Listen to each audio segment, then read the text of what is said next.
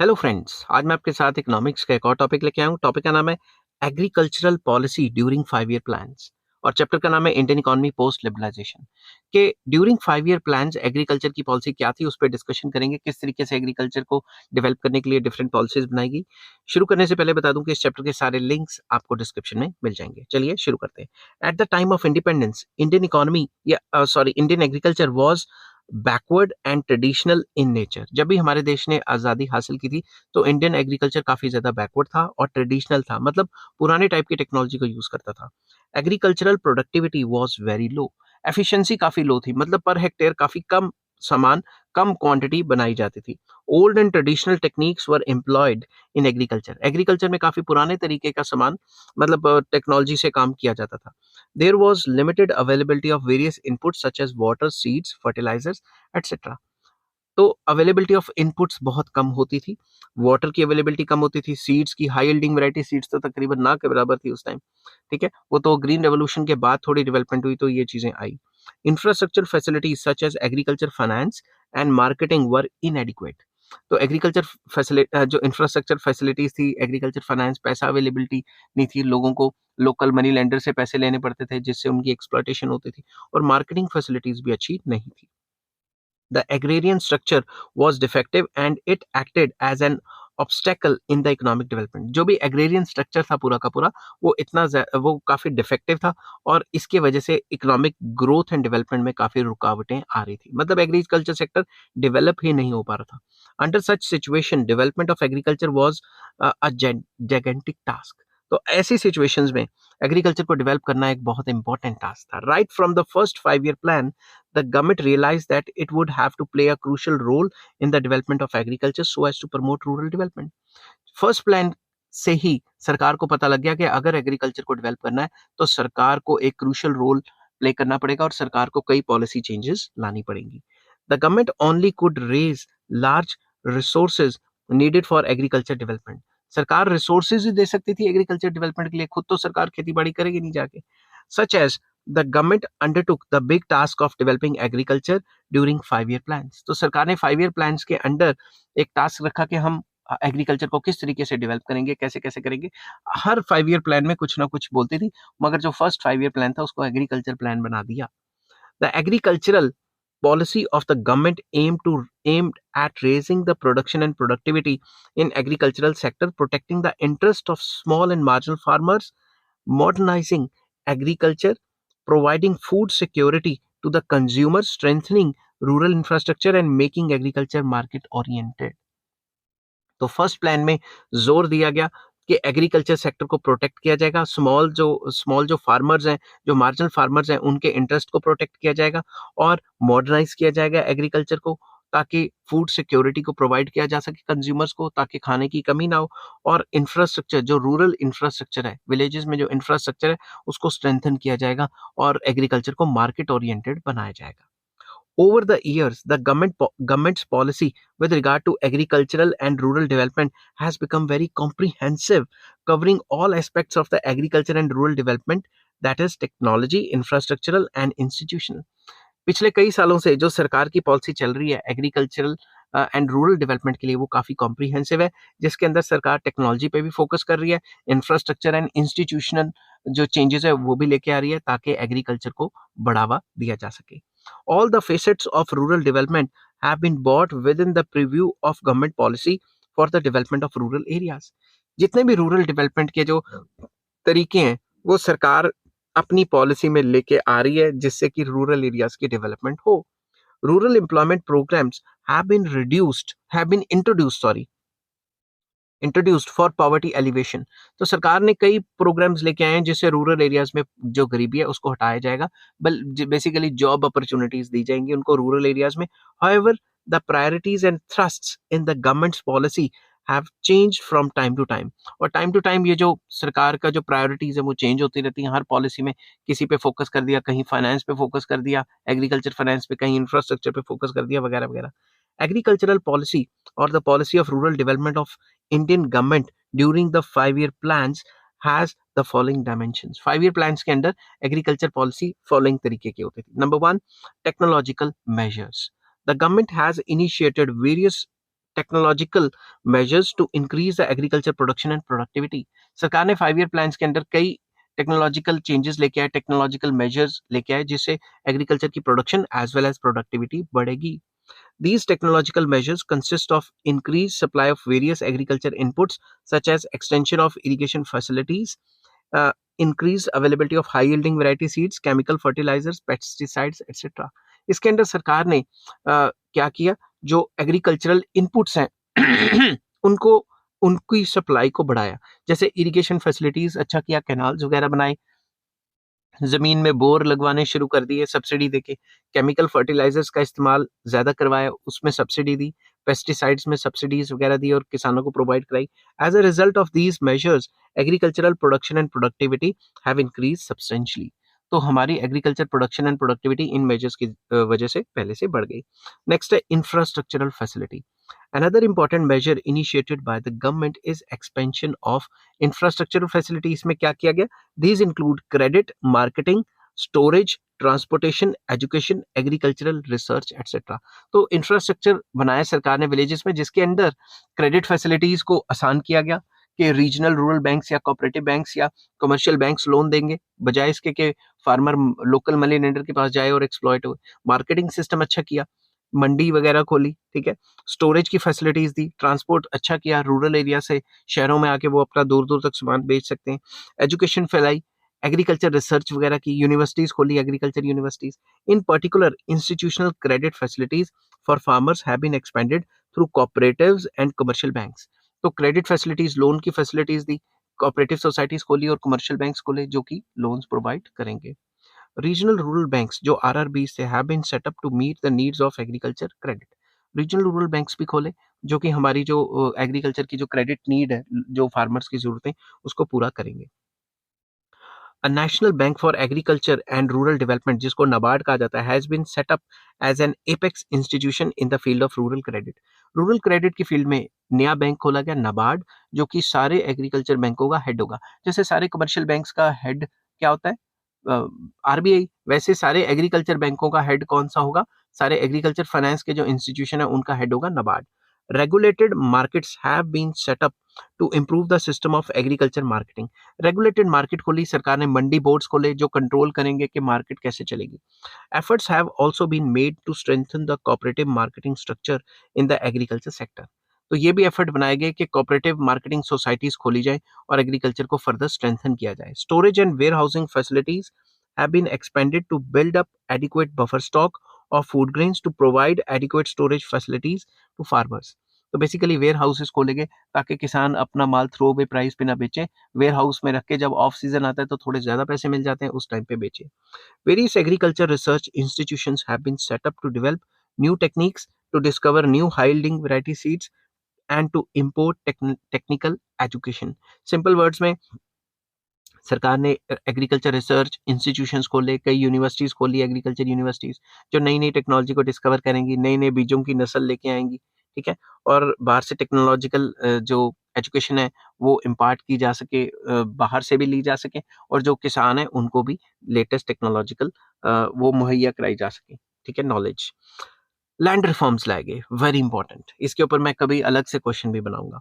Various institutional changes in agrarian system has been undertaken in the country for increasing the agriculture production and providing incentives to the cultivators। Land reforms में कई institutional changes लाए गए जिससे कि land और tiller के बीच में जो रिलेशन है उसको अच्छा किया गया, और जिससे कि एग्रीकल्चर प्रोडक्शन बढ़ेगी और कल्टीवेटर्स को भी जो है वो इंसेंटिव्स मिलेंगे, जो उनको एक्सप्लॉयटेशन की जाती थी वो भी नहीं होगी।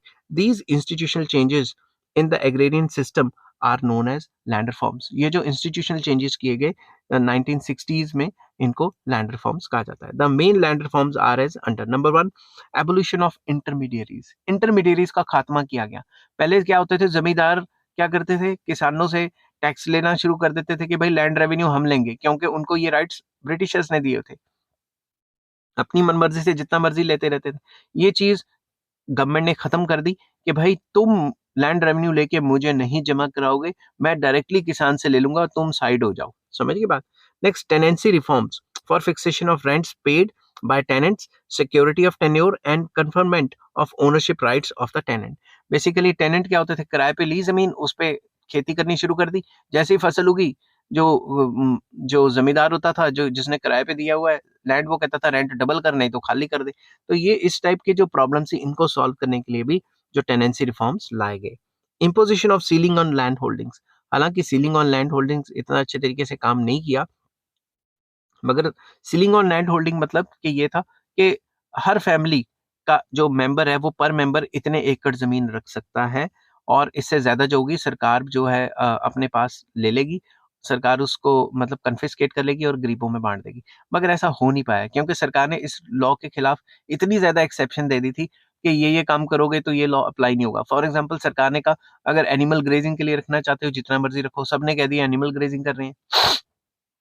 सरकार ने कहा कि अगर आप शुगर मिल खोलते हो और साथ में शुगर केन के लिए जितनी मर्जी जमीन रख सकते हो, ताकि कॉस्टिंग कम पड़ जाए, ट्रांसपोर्टेशन का स्यापा ना हो, तो उन्होंने सबने शुगर मिल्स खोल ली और शुगर केन के लिए खोल ली। तो इस तरीके से एक्सेप्शंस बहुत ज्यादा थी। कंसोलिडेशन ऑफ लैंड होल्डिंग्स मतलब अगर आपकी 10 जगह जमीन है, तो आप कंसोलिडेट करके एक जगह कर सकते हो, ताकि एक ही जगह पे अच्छे से एग्रीकल्चर का काम आप कर सको। Land reforms have been one of the major policies of rural development since the beginning of the planning process. Planning process जब से शुरू हुआ, तब से लैंड रिफॉर्म्स ने काफी ज्यादा चेंजेस लेके आए, मतलब काफी इंपॉर्टेंट थे। Land reforms were introduced to change the defective agrarian structure of for the following reasons. Number one, to make it congenial to agriculture development. मतलब एग्रीकल्चर डेवलपमेंट के लिए जो पुराने जो स्ट्रक्चर था, वो रुकावट क्रिएट कर रहा था, और एग्रीकल्चर को डेवलप करने के लिए ये रिफॉर्म्स लाने की बहुत ज्यादा जरूरत थी। To protect the interest of tenants and small cultivators. जो छोटे छोटे फार्मर्स हैं, टेनेंट्स हैं, उनकी भी तो सिक्योरिटी करनी है ना, उनको भी तो प्रोवाइड करने, उनके इंटरेस्ट को भी तो देखना था। To provide equal opportunities to all segments of the rural areas. तो जो रूरल एरियाज है, उनमें जितने लोग रहते हैं, उन सबको इक्वल अपॉर्चुनिटीज प्रोवाइड करना। ये नहीं कि सारा का सारा जमीन जमींदार लेके बैठा हुआ है, और जो हैवी बड़े बड़े लैंडलॉर्ड्स है वही लेके बैठे हुए हैं, और गरीब बंदे के पास कोई जमीन ही नहीं है। तो इस टाइप की अपॉर्चुनिटीज जो हैं, उनको जो है देखना था। इस वजह से भी ये सारा का सारा सिस्टम जो है आया। ठीक है।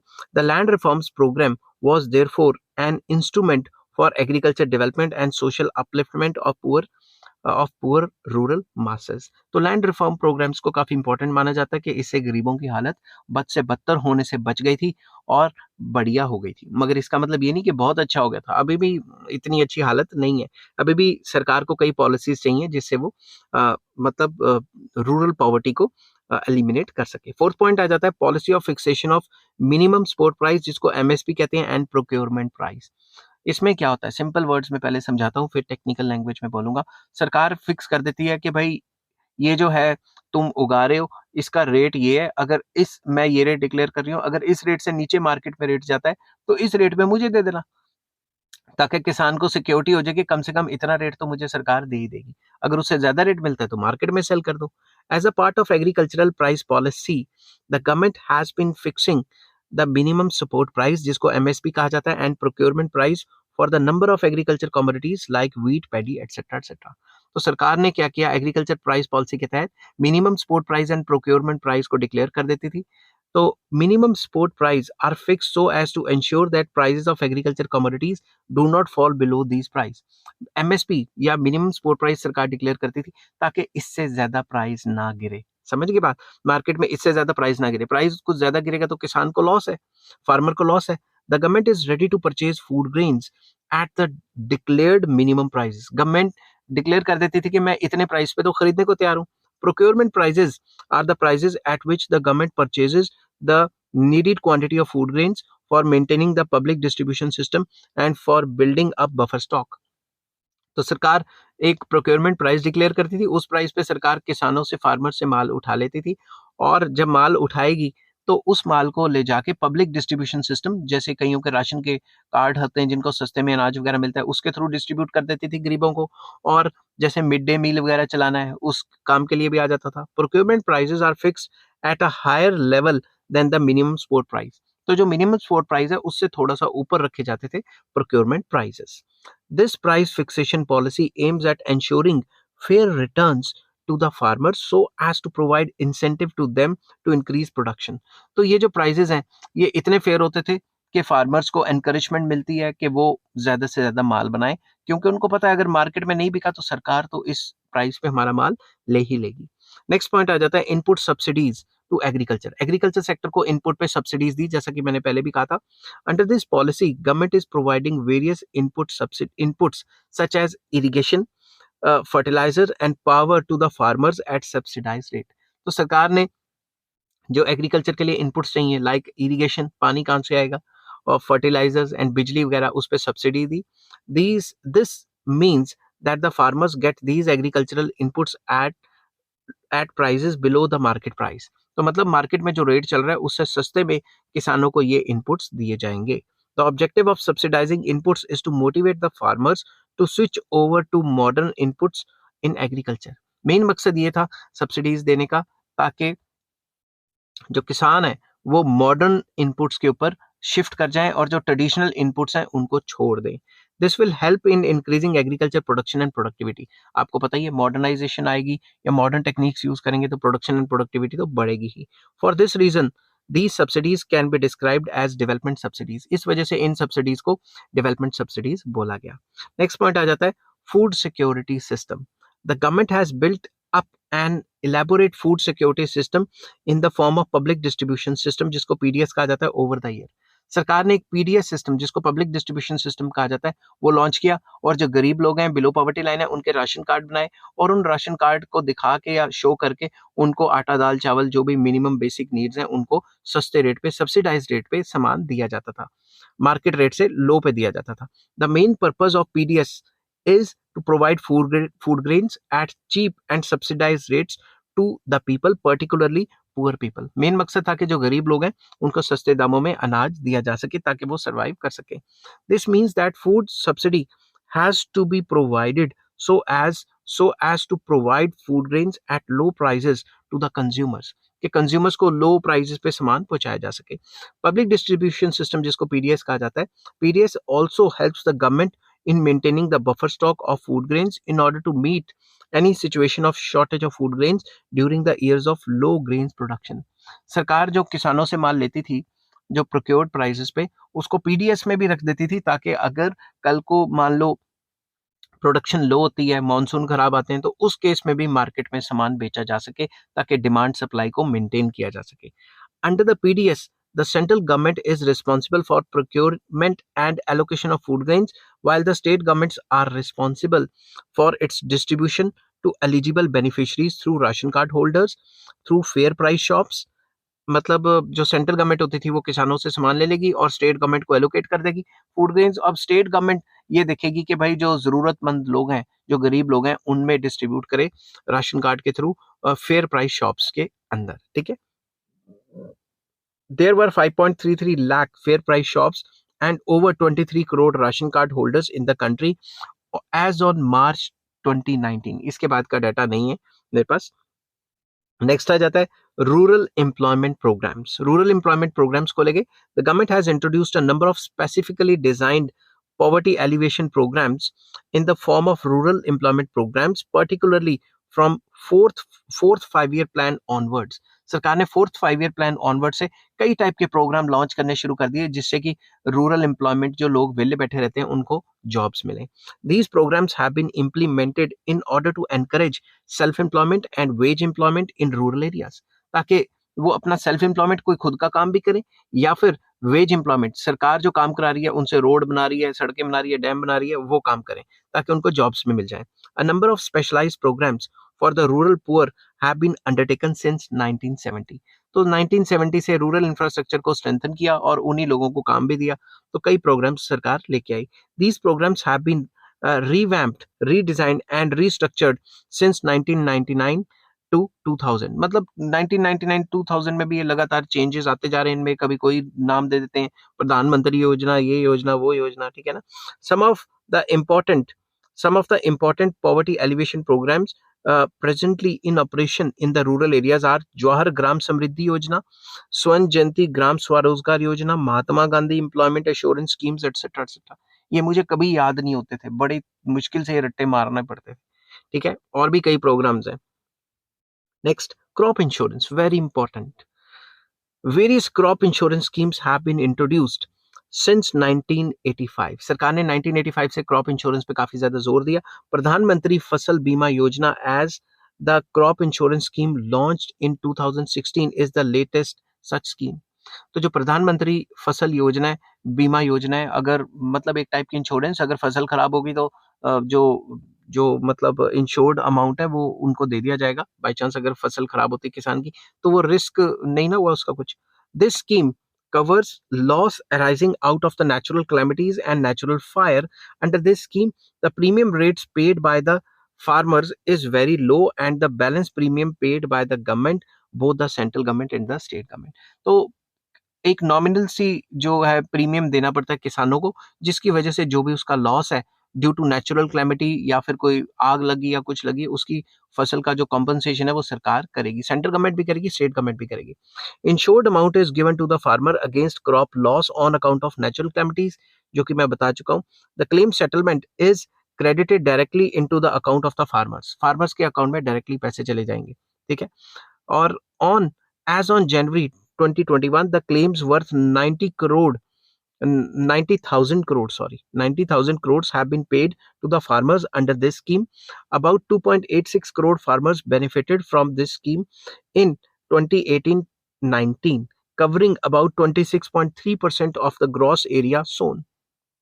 तकरीबन जितना भी है एरिया उसका 26.3 एरिया जो है वो कवर्ड है अंडर इंश्योरेंस, और ये बहुत अच्छी बात है, ये गवर्नमेंट की पॉलिसी बहुत अच्छी है, ठीक है। More than 16 crore farmers have been covered under this scheme till 2018-19, कि किसानों का कोई भी लॉस हो जाएगा तो उन्होंने प्रीमियम पे किया हुआ है तो उनको मिनिमम उतना जो कंपनसेशन है मिल ही जाएगी, ताकि उनका घर तो चलता रहे। समझ की बात। नेक्स्ट आ जाता है programme involving people's participation in planning. No planning can be successful without the involvement of participation of masses in the planning process. सरकार कोई भी प्लान बनाती रहे, जब तक masses की पार्टिसिपेशन नहीं है वो प्लानिंग प्रोसेस कैसे कामयाब होगा। समझ की बात। In view of this objective number of programmes have been taken up.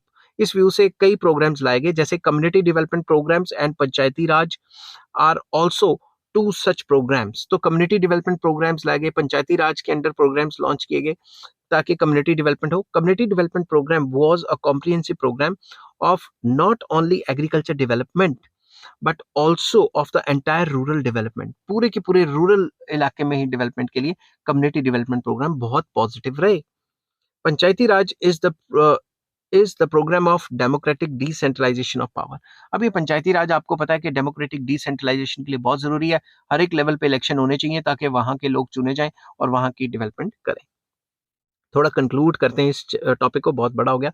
It is obvious from the above obvious from above that a comprehensive agriculture policy covering almost all facets मतलब कई जो रास्ते हैं सारे कवर किए, जो problems थी सारी कवर की। Rural development has been evolve during the period of planning.